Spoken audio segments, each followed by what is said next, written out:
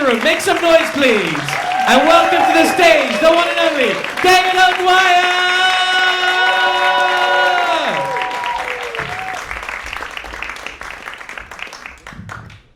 Wow, thank you guys. I have not received that kind of applause since I was a stripper. And it wasn't for taking off my clothes either. It was for putting them back on. I made really good money too, to stop. Yes, as you can tell, I am an American. I'm an unusual American because I left. I'm actually one of 5 here on the island. We actually meet once a week at the McDonald's. It's like a support group for American refugees. We're making America great again by getting the fuck out.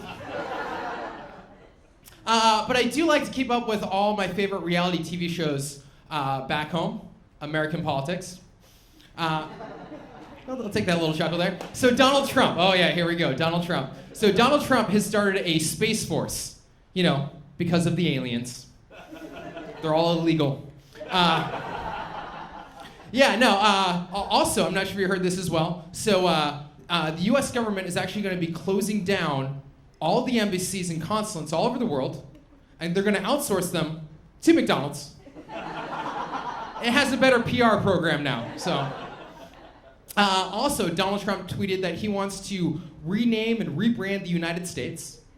So instead of the US of A, it's going to be the USSR A. It was his daddy that suggested that he did it too, Vlad. Yeah, no, I'm also actually Irish as well.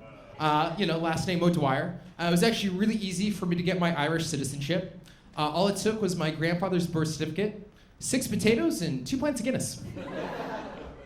We also meet once a week too, at Alcoholics Anonymous. Yeah, no, it's great being an Irish American. I'm also a chef. I know, you look at me and you think, Asif Noaz, he can be a chef. You know, most chefs are like this. I'm like this. I'm so thin that skinny jeans, they're just jeans. But the reason why I'm skinny though is I'm actually bulimic. And it's actually nice being a bulimic chef. Because as a bulimic chef, I make sure my food is delicious both directions. I like your reaction the best. That was the best reaction I've gotten from that joke ever. Thank you so much. But I've been traveling around Europe for the last 3 years, and I gotta say, I've learned so much about different cuisines. Like I was in England, I got to learn about bland food. Ireland was a really interesting job as well. I worked at a retirement home. I think it was a gay retirement home. So a few clues gave it away. So the first name was the retirement home of the Blessed Fallen Fathers. And then when I went into the place, they had all these pinup posters of altar boys. But really what killed it though was on day 2, they decided, all right, just wear your chef hat, nothing else. And buddy, I got the scars to prove it.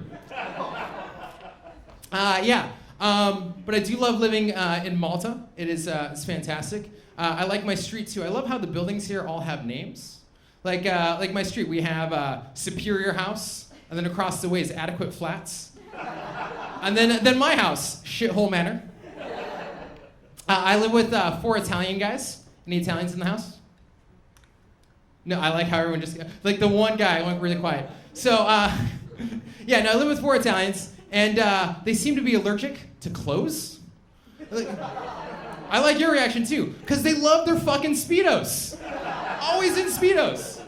It's so bad that I can't bring women over to my house anymore, because as soon as I do, they just get lost in what I call the Italian Bermuda Triangle. They just get lost into it. Although I did lose, except for my ex-girlfriend who is French. I fucked that one up all by my own. You know, I'm proud of that one.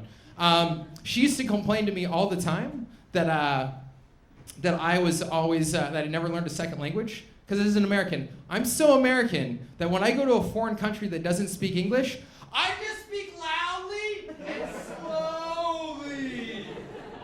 And she didn't like that, so she'd always make fun of me for the fact I've never learned a second language. So I told her, it was like, were you forced to learn German? No, you're welcome. America. Thank you, that's my time. David O'Dwyer.